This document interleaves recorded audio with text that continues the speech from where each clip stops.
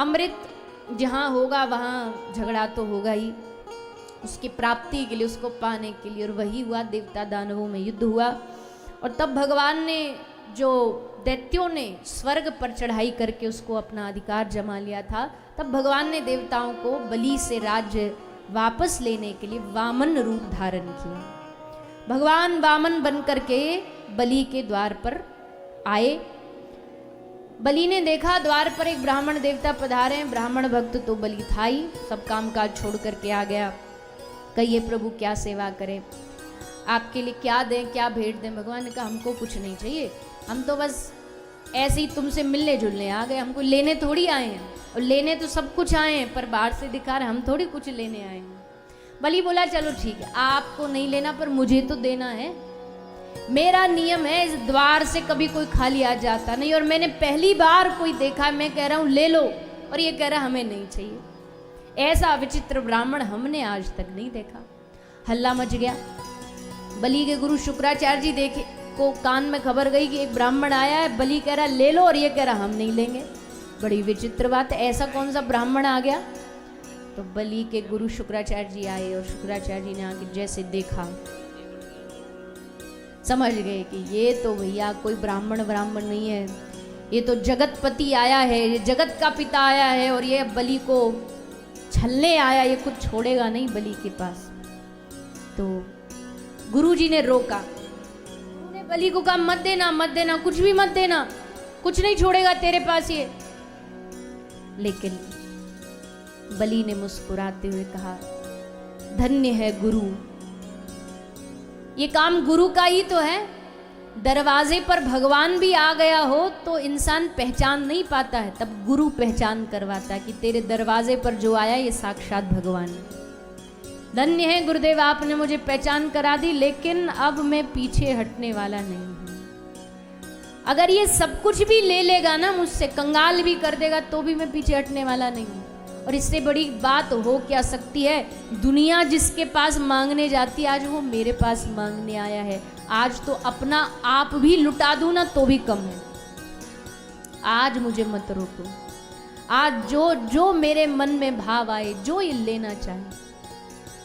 बलि ने कहा कहिए प्रभु क्या लेंगे आप। वामन भगवान बोले काम कर, मन तो नहीं है हमारा, पर तू इफ यू आर इंसिस्ट, अगर तुम मुझको इंसिस्ट कर रहे हो, अगर तुम मुझे प्रेशराइज कर रहे हो तो चलो दे दो। क्या दे दो? 3 पग भूमि दे दो। भली बड़ी जोर से हंसा, अरे महाराज 3 पग भूमि में क्या होता है। कोई इतना बड़ा राजा तुमसे कह रहा कुछ भी मांग लो, तुम कह रहे हो 3 पग भूमि। 3 पग भूमि में क्या होता है। वामन भगवान मन ही मन सोच के हंस रहे, बेटा पहले तू 3 तो दे दे।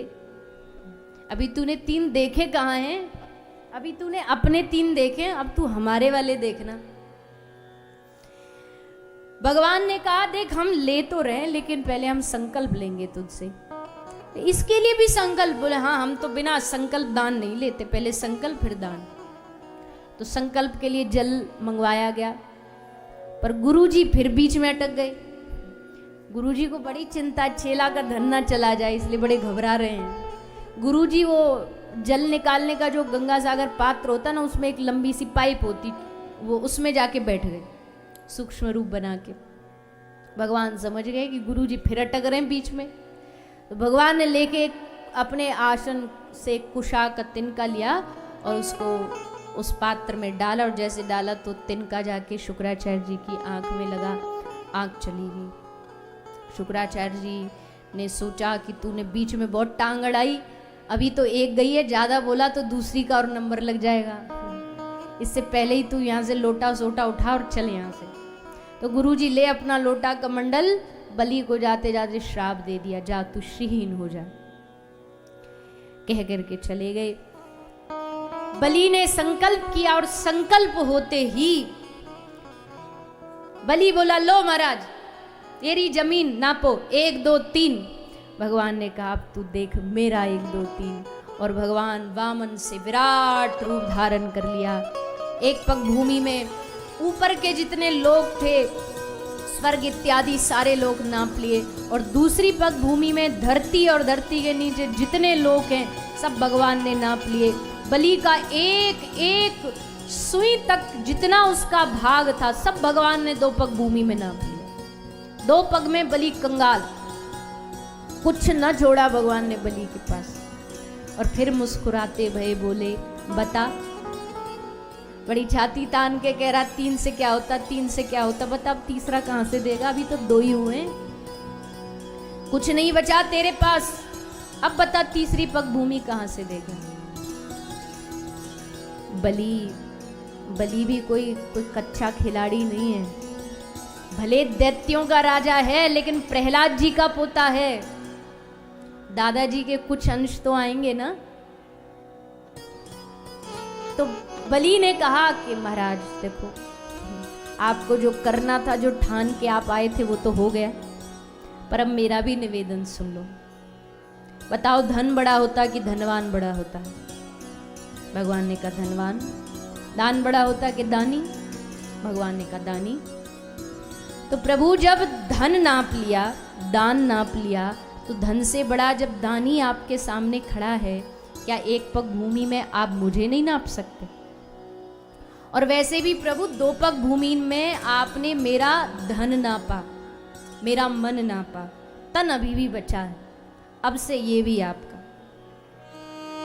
भगवान बड़े प्रसन्न भये। भगवान ने बलि के माथे पे अपना चरण रख करके बलि का संकल्प पूरा कर दिया।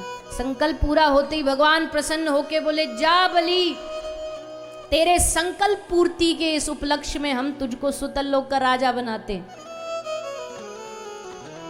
बलि हंसने लगा, वारे बड़े चतुर भगवान हो आप। भगवान ने कहा अब क्या हो गया? बलि ने हंस के कहा, प्रभु ये देने में देना नहीं, ये धोखा है हमारे साथ। इतना लेकर के इतना सा दे देना, जैसे बच्चे को टॉफी में बहला देते हैं ना, वैसे बहला रहे हो हमको। एक सुतल लोक का राज लिया हमसे इतना और दे रहे हो सुतल लोक का राज। हमें इतने से काम नहीं चलेगा। हमने आपको अपनी मर्जी का दिया ना, हमने कहा जो आपका मन वो मांगो, तो हमको भी हमारी मर्जी का मिलना चाहिए ना।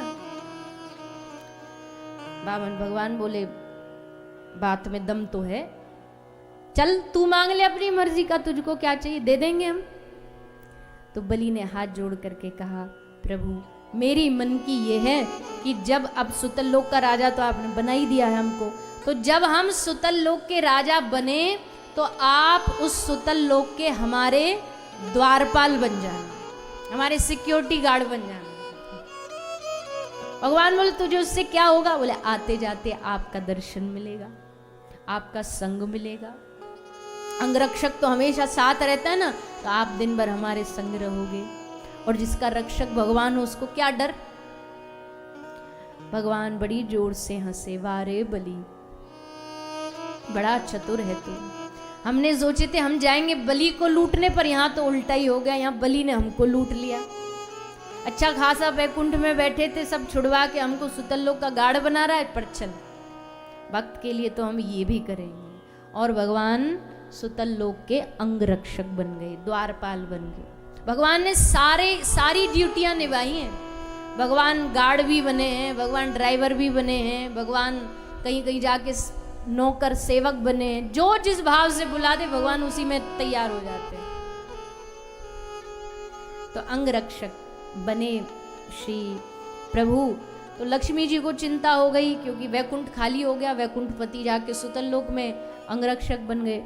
तो फिर लक्ष्मी जी आती हैं, बलि को भाई बनाती हैं, उसके हाथ में बंधन बांधती हैं और फिर बदले में मांगती हैं कि हमारे पति को हमें वापस दे दो, ये बढ़िया वैकुंठ में ही अच्छे लगते हैं, वहाँ इनको वापस भेजो। तब बलि ने भगवान को वापस। इस प्रकार शिव बलि और वामन भगवान का ये सुंदर चरित्र तो और भी इसकी सुंदर सुंदर कथा, पर समय अनुसार जितना समय है उस अनुसार हम सभी इस प्रसंग को हमने सुना। और आगे भगवान के जो शेष अवतार हैं उनकी कथा शुकदेव जी सुना रहे हैं। भगवान ने मत्स्य अवतार धारण किया, वेदों की रक्षा की। और फिर 9वें स्कंद में भगवान ने मर्यादा पुरुषोत्तम श्री रामचंद्र के रूप में अवतार ग्रहण किया। मर्यादा पुरुषोत्तम राम जी जिस वंश में आए हैं उस वंश की बहुत ख्याति है।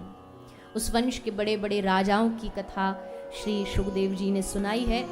इस वंश में पराक्रमी राजा भी हुए, भक्त भी हुए। महाराज अम्बरीश जैसे राजा हुए, राजा सगर हुए, राजा भागीरथ हुए जो गंगा मैया को धरती पर लाए।